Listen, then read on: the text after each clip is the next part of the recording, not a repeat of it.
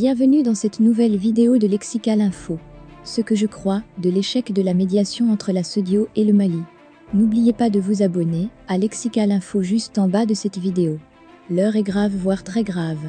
Le médiateur de la SODIO est rentré bredouille il y a une semaine de sa mission au Mali. Il n'y a pas eu d'accord, car les lignes n'ont pas réellement bougé. La SODIO parlerait de 12 à 16 mois, le Mali quant à lui, a fait l'effort de revenir à 24 mois, tandis qu'il était à 5 ans il y a peu.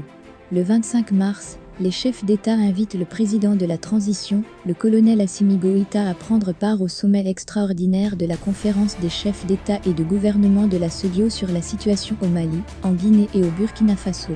Une conférence qui se tenait à huis clos. On avait cru que cela ouvrait une porte de sortie de crise et la levée des sanctions. Malheureusement, la partie malienne a décliné l'offre.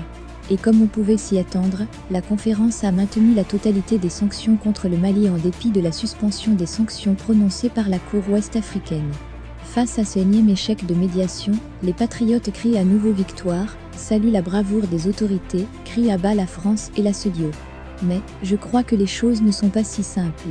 Elles deviennent de plus en plus critiques, avec la cherté de la vie. L'embargo, qu'on le veuille ou pas, pèse sur les pauvres populations. Non, je ne parle pas de ceux qui vivent dans l'aisance.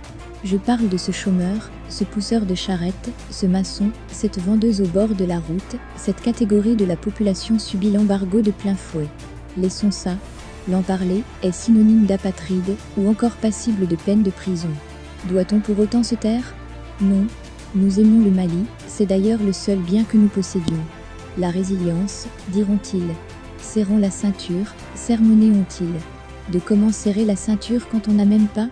Le vin est tiré, comme j'aime bien le dire, alors buvons-le amèrement. Oui, buvons l'ensemble durant ces 4 années à venir. Que le président prenne la première coupe en ramenant son salaire à 5 millions CFA. Après le PM, sa dose avec un salaire de 1 million francs CFA. Tous les autres cadres, y compris les gouverneurs et ambassadeurs, salaire égal d'un fonctionnaire de catégorie A en République du Mali. Aucun autre avantage, même pas des voitures de fonction. L'économie servira à subventionner les produits de première nécessité, y compris les loyers. Ainsi, le bas peuple pourra accompagner la transition même au-delà de 5 ans. Mieux, sa condition de vie aura évolué comme il n'a jamais été ces 20 dernières années. Certes, la transition est largement soutenue par la population, mais jusqu'où tiendra-t-il sans un plan d'accompagnement, si la SODIO maintient sa pression? L'histoire a montré que les soutiens populaires sont éphémères et ne tiennent qu'à un fil.